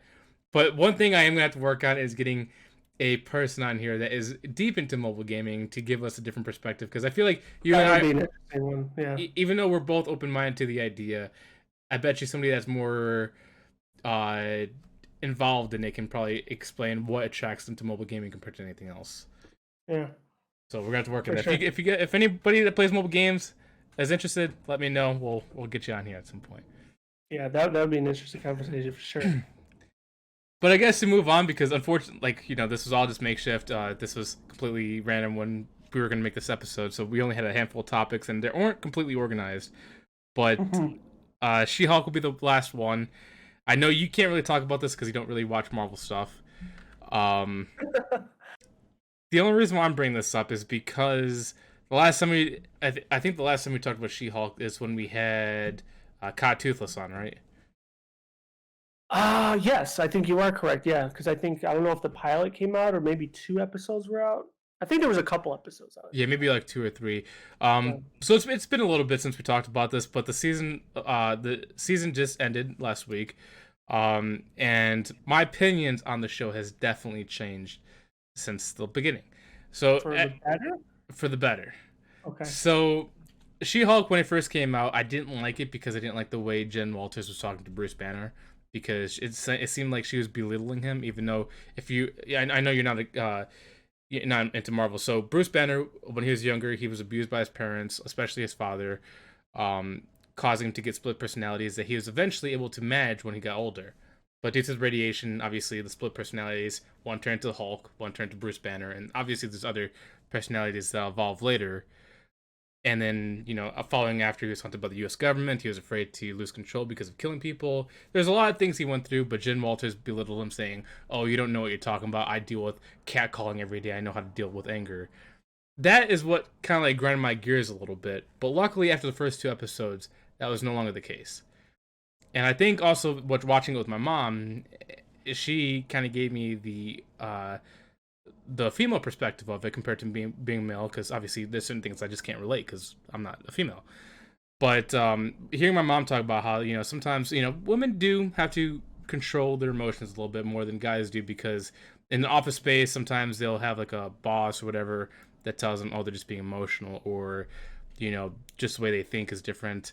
So seeing the show play out, and then seeing her character evolve more to being like just expressing herself instead of belittling guys was nice. But then having other guest cameos like Wong from Doctor Strange being on there, introducing old characters like Abomination, and then seeing Daredevil finally being introduced after Far From Home. So it's cool seeing new characters being brought in, seeing Jen Walters um, kind of get more fleshed out, where you see her personality, which is us, because she breaks the fourth wall, and we're her second personality, which I think is funny. And the story is pretty cool, and it adds value to the story that's already being told from the other Marvel films. So I'm glad they broke the woke rule of men are bad, women are good. So like, I don't know why. It seems like a lot of the reviews I've been seeing, like from people, it's like so bipolar. Like it's.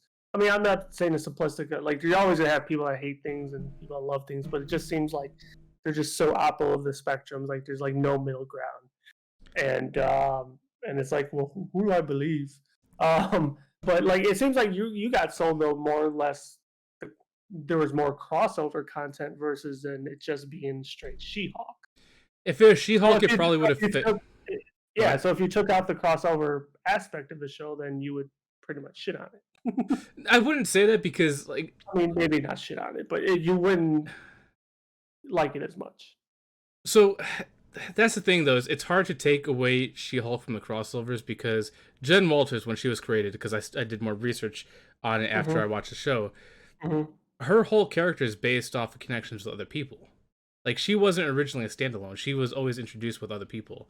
And so Hmm. having her show with these crossovers makes the most sense. Obviously she has her moments where she explains her characteristics, her trials that she has to go through, like, dealing with being Jen Maltish, how she wants to be respected as a lawyer, or how she's dealing with the popularity of She-Hulk and how she doesn't just want to be She-Hulk and having to blend both lives together.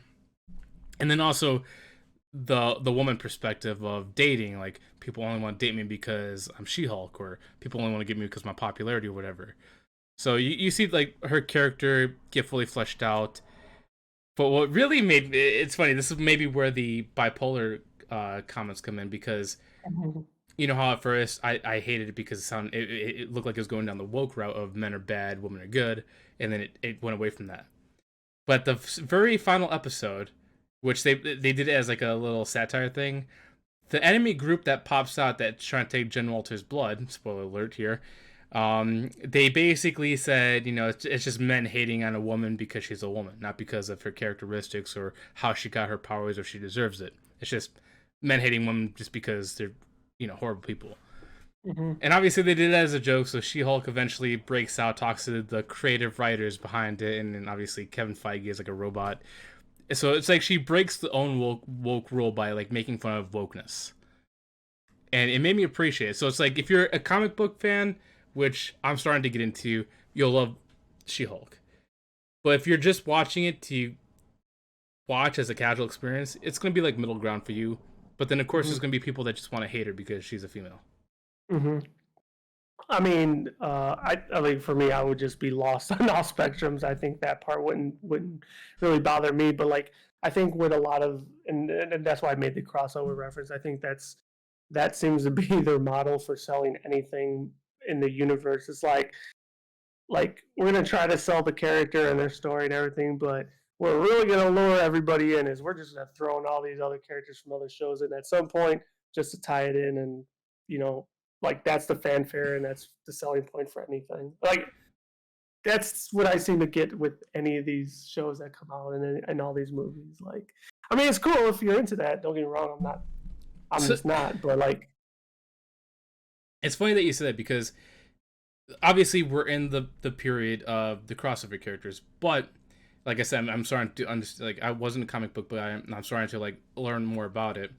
mm-hmm, You have your foundation characters, the characters that are created first, like Iron Man, Thor. Well, Iron Man wasn't created first; he was actually a side character, but had more of an independent story compared to being connected. But you had these foundation characters that started off just original by themselves, that eventually worked together to create, the Avengers. But then there's other characters that came later. Obviously as superheroes became more popular. Then there's new characters, like for example X-Men. There's a lot of X-Men characters that were based off of Wolverine or the original X-Men that eventually had other characters created tied in with the X-Men. So it's like, even though right now we're getting a lot of crossovers, their story was started as a crossover. So it's like no, having this being told right now as crossover isn't like fanfare. It's basically their origin story and how they get introduced, which makes sense right now. It's like they start from foundation to middle and then obviously the end. yeah, no, I understand that part. I mean, if you really look at it from a comic book perspective, like, yeah, you got to have characters that are introduced and, um, brought into the fold somehow and have that crossover. I mean, that's comic books wouldn't be that way or where it's at if it wasn't for that. I just think it's funny that like that it's like that's the selling point of the popularity of the show. It's not necessarily like you said, the standalone story that surrounds that character is like, oh my god, so and so and so and so and so and so end up joining episode blah blah blah blah, and immediately it's like, oh, now it's a great show. But if they didn't show up, it wouldn't have been a great show. So it's like I, what the hell? That's all I'm saying. yeah, no, I totally get it, but I think it's near impossible to separate them because they started off integrated with other characters. That if you take them away from that, it takes away their actual story because their story is actually tied to the other characters as well. Mm-hmm. So like unfortunately, you'll never be able to get the true standalones just because the way they were originated. Like if you Mm-hmm. do, you'd get this mixed match of weird different timelines, and it wouldn't be able to blend in with anything else. I think that's Mm-hmm. what they have to do with this route, but it definitely won me over. I think it's gonna be. I think I'm gonna rank it as my top three Marvel shows so far. Damn. It's Out number of three. like It's how not many? number one. Loki's still No, number one. I know it's not number one or two, but like still, I mean that's pretty high up in the hierarchy, no? I mean I Yes. don't know how many of them exist, but I think there's like oh, let's see. Hold on. There's Loki. There's WandaVision. There's Falcon and the Winter Soldier. There's Miss Marvel. There's Moon Knight. There's She-Hulk. I think I might be missing one. Oh, probably Hawkeye. missing. Hawkeye. Okay, so I named them all. Hawkeye was the one I was missing. You sure you're not missing anymore? There probably is more you're probably missing. Well, from the live actions that they just named or just made, Gotcha. I've named them all. Gotcha. But She-Hulk is definitely number three on my list. Miss Marvel is at the bottom. That was a horrible show. Like I said, I give them a fair shake. I watch them all way through, even if I hate them, just because first impressions might not be the final impression. Hmm. But Miss Marvel sucked. I don't care who you are. If you say you liked it, you're either a teenage girl or you're just all for cultural or not. What's it called? Cultural segregation. Gotcha. Because Yeah. Miss Marvel was not good at all. Yeah. I mean, like I said, don't have an opinion there, but yeah, it's just I mean, but the fact that it's you put in top three, I think that's meaning something. So Yeah, because at first when I watched it, I'm like, ooh, it's like besides Bruce Banner and Wong, it's like this might be like Miss Marvel. But as more episodes played out, and then also getting another perspective, it's like it really started rising. so has it already been green lighted for a second season? Pun intended. So before She-Hulk came out, I don't know if there's going to be another season, but She-Hulk is going to be a center figure going forward because she does tie in other characters later on too. Mm-hmm. Like she'll eventually bring more X-Men people in there. Mm. She'll also probably potentially bring Deadpool too, because like I said, she's one of the characters that breaks the fourth wall because that's her split personality is Mm-hmm. the fourth wall, which is us, the Mm-hmm. audience. Mm-hmm. So she plays a very big figure moving forward, just like Loki is another big figure bringing in the multiple dimensions, just like Spider-Man's another key figure. But if she's gonna have a season two, I don't know. I hope she does because her independent story is really good and the humor in it's kind of funny. But I know we'll see her in like the main movies going forward. Cool. So how many episodes was the season, and how long were the episodes? So the episodes were fairly short compared to the other ones, like like Loki, Hawkeye, and all that stuff were like an hour long. WandaVision was like an hour long. She-Hulk was only 30 minutes, Mm. and they only had 9 episodes. 9 episodes. Damn. Yeah, but I think the issue here, so also moving into, I guess, mismanagement is since Marvel, obviously Disney has a lot of projects, right? And the head figure behind Star Wars and Marvel's Kevin Feige. And there's a lot of issues right now going on with Marvel that they have so many projects being produced right now that they have the workforce spread too thin. So because of She-Hulk, it's 30 minutes, 9 episodes, but you can kind of see where the animation and the budget kind of suffered a little bit. Hmm. And it also kind of goes into the next show, which you were kind of interested in, is Blade. Blade has been delayed because of apparently bad writing and also not enough focus to the production. So it's being delayed because of that. And I wonder how Disney is going to handle this because, like I said, Kevin Feige is kind of the main production person leading all these different projects, but he's only one guy leading 40 projects at one time. That's near impossible. Yeah, that's crazy. Hmm. And I wonder how Marvel and Star Wars, because they're both tied together at this point with production, how they're going to move forward with one guy being his hands tied and production being stopped on certain shows and budgets being kind of cut in half to work on other shows. Like She-Hulk was cut in half to work on the next movie that's coming out, which is Black Panther. It's like, how are they going to fix this? Yeah, I mean, well, I guess it's I don't follow it, so I'm not gonna I'm not gonna be hurt about it. I mean, like even Star Wars, like I've only saw just the main major films, and I've seen none of the side shows yet. Even though I guess like the Mandalorian, really a lot of people raved about that one, but yeah, I don't really have any desire to watch any of the side stuff. So, and I'm not like the biggest fanboy of that either, but I have an appreciation for it. Um, so yeah, I don't that's interesting. One guy behind it all. I mean, usually, I mean, if you look at a lot of different corporations, there's always someone on top. But when you're talking about, um, you know, the creation, development, I guess the whole project management of TV shows and movies, like, yeah, that's a lot. That's Yeah, a lot. it's weird to see because like obviously they are spread thin with a lot all their projects that are going on. But you can kind of see who their favorites are though. Like Yeah, I was gonna say like I mean, I'm sure like internally they have those discussions like we want this, but we're not going to put our resources there, and they manage it as such. And you know, maybe they are making the right choices, maybe they're not. I mean, I don't know, but I mean, obviously they're making the right choice because they're making a lot of money regardless of what they're doing. that's true. But That's true. so two big shows that came back to back, like She-Hulk and Andor, Star Wars came out, and you could see the production quality from Andor versus She-Hulk, and you're like, wow, they spent a lot of time filming this show. Like the world is just amazing. Have you ever watched Rogue One? No, no. Like I said, none of the side stuff I've consumed at all.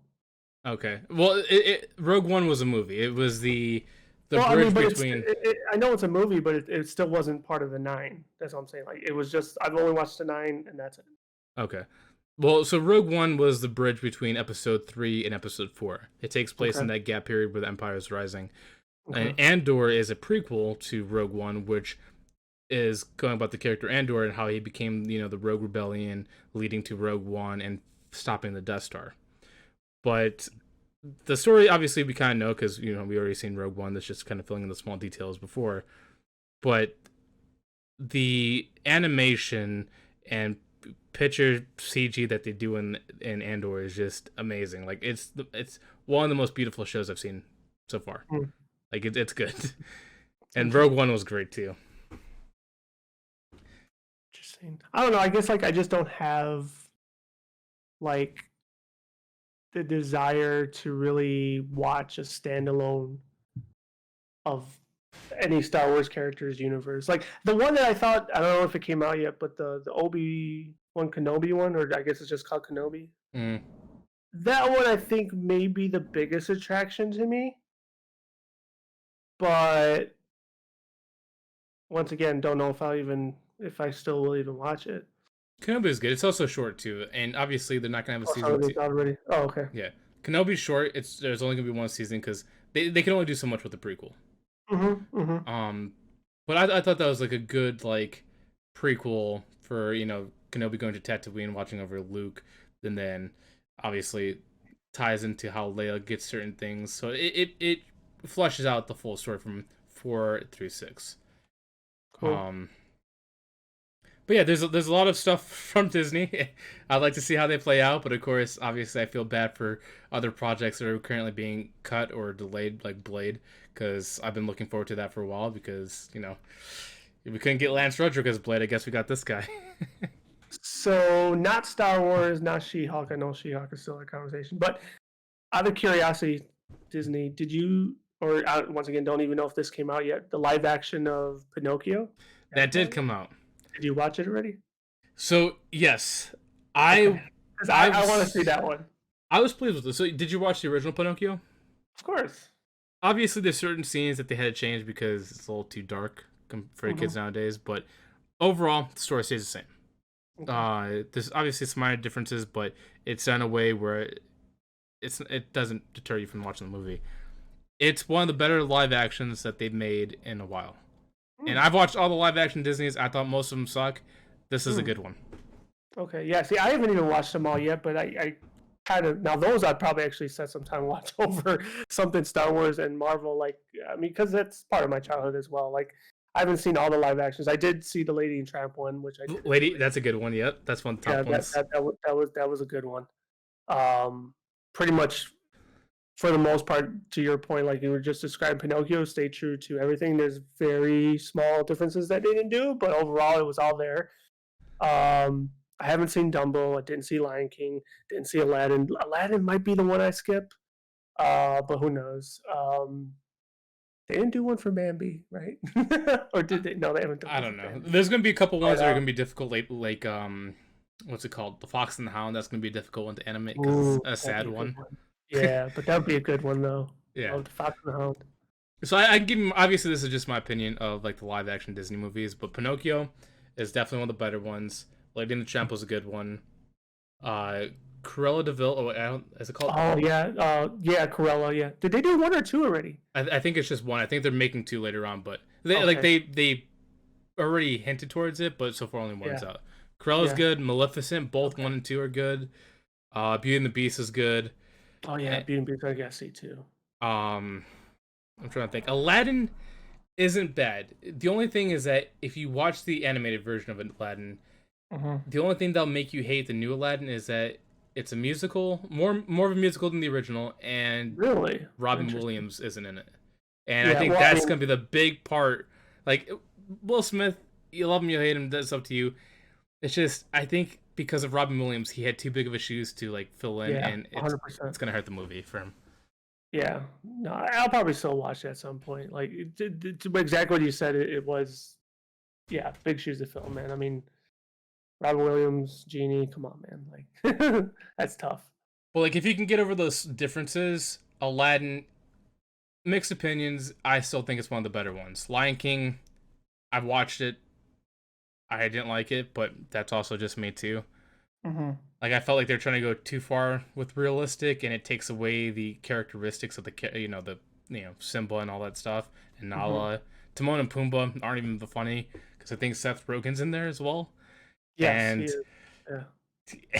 I love Seth Rogen when he's in his own movies, but when he's in Hmm. other movies, he just doesn't do Hmm. well because he has a Yeah. very specific humor. Yeah. Speaking of Seth Rogen, I think if memory serves me correct, wasn't he supposed to be making a Ninja Turtles movie? Oh, I have no idea. I haven't been Okay. following Seth Rogen in a while because I followed him on Twitter, and if you follow him, he's very very opinionated on certain things, and if you're not against him, he'll block you completely. So I can't see any of his stuff because I spoke out against one of his things and he blocked me. Oh, congratulations. Yeah. Well, and I wouldn't say congratulations. He blocked a lot of people. Like even if you're completely middle on certain topics, he's just so far gone in a certain way that yeah, he blocked Yeah, me. I can't see any of his projects unless it's like a yeah, movie.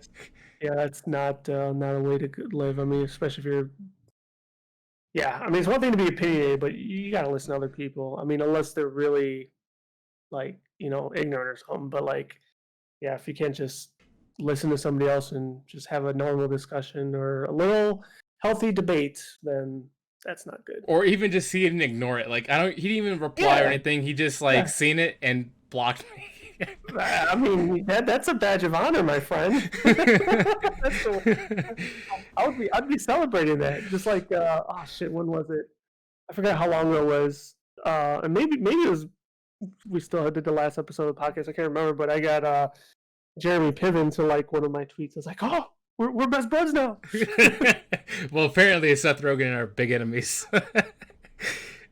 It's funny too because like I've watched a lot of his movies, like Pineapple Express. That's This one is I the didn't end. like. You didn't like Pineapple Express? Not a fan of it. Oh man, I love I Pineapple mean, Express. pretty much like everything else he's in except for that one. What about The Interview? Did you like that one? I did. I did. That's a good one. I actually did. Yeah. He also played. Was he in Neighbors? Yes. Okay, that's it. Yeah, Neighbors 1 and 2. Okay, I just wanted to make sure that Yeah. was him because that was Yeah. good too. And then Yeah. And actually, two was well, one was still better, but two I thought was still really good. yeah, I thought I it was thought they good were too. I thought they were going to drop the ball on it, but when I saw, I was like, you know what, that was actually a good number two movie.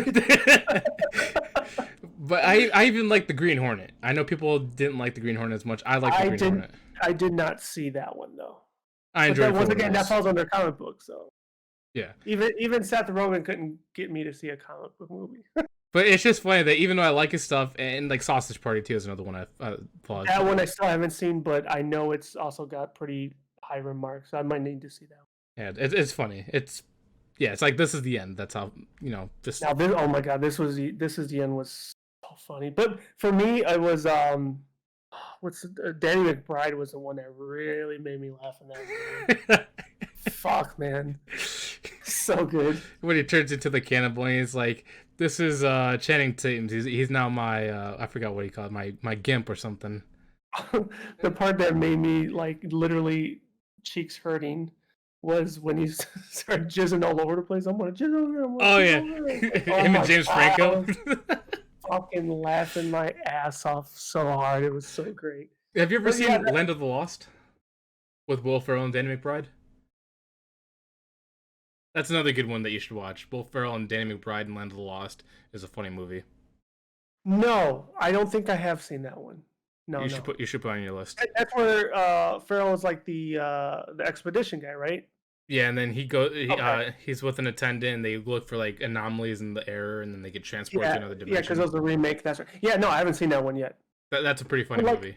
but Will Ferrell, man, he's really fallen off for me. I used to love the guy, but like, I forget at what point. Um, Not that I dislike him now, but like, yeah, I don't know. I think when he He made just Daddy's hasn't been Home good with yet. Mark Wahlberg, that's when he started falling off. That's probably a good point, actually. From that point, yeah. But it's But just funny, like going back to like Seth Rogen. It's like I love his yeah, stuff. It's just I guess there's certain like same thing with what's his name, Shia LaBeouf. There's certain people that just go crazy at a certain point, yeah, that guy's a special person too. and they just don't want to hear you. So like it kind of hurt me a little bit when I got blocked by Seth Rogen. I'm like I was being nice. It's just you hated what I said because I didn't agree with you. Yeah, yeah. I mean, like I said, badge of honor, my friend. Wear it. Put it in your accolades. Yes, Seth Rogen didn't agree. Got blocked. Put that in the thing. How am I supposed to support the Mario movie and you as Donkey Kong if you blocked me? Well, obviously, I could probably like check up on his other projects, but ever since like he blocked me, I just didn't care to look for any of his projects. Yeah. Well, I mean, it's not like he's doing much anyway. I mean, not like I'm really keeping tabs on the guy either, but I mean, he really just smokes pot, Well, makes pots, and you know, helps with laws with pot. I mean, that's his life, is pot. So it's like, his life is pop, but I think the reason why you don't see a lot of his work is because he instead of like being an actor or promoting his own films, he's working on other projects. Like for example, The Boys that I talked about before. He mm, helps write for The Boys, mm. so he helps with being like a co-writer, co-producer on other projects for other people. So it's like he's still doing stuff. It's just more of like a director or screenwriter kind of person. So speaking of his director roles, like, I know he acted in it too, but he mostly directed like the one with the little kids, and it was like a rated R film. I know Oh, if you say the super name. bad. No, no, no, no, no. It was more recent, like within a couple years ago. Oh yeah, Supposedly it was really good, and I've been meaning to watch that one too. yeah. I haven't seen it. I know which one you're Um, talking about. It's like it's not called super bad, but it's like another no, version of super bad for this generation. It's like they're like eighth graders or something like that. yeah, they might be even younger than that. I don't know, but it's supposed to be pretty raunchy, Yeah. and I've heard good things about it. Like it's the old school dark humor comedy that you rarely get nowadays, or if you get at all, because of the way the world has changed and cultures have changed and stuff. So I'll have to watch yeah, that because I haven't seen that either. yeah, I'm gonna have to dig that one up. So So I guess but, we could wrap this up because somehow we managed to squeeze out 2 hours. I didn't know. I thought we yeah, were gonna be done in like an hour, but no, next week or I guess Friday because since we're a little far behind, we might push out a little quicker. yeah, Next episode we might have a special guest. I won't name him here yet, so you got to stay tuned for that. But thank you guys for watching. This was episode 7 of the Outer Minute Podcast. Episode 8 will be this Friday. I can't remember the day. I'm not even gonna look it up. But yeah, stay tuned. We might have a special guest. More organized than today, but thank you guys so much what for do you mean? watching. Today was pretty organized. By the way, we failed to mention your hard, awesome work on the new fucking skins. By the way, so kudos to you on that.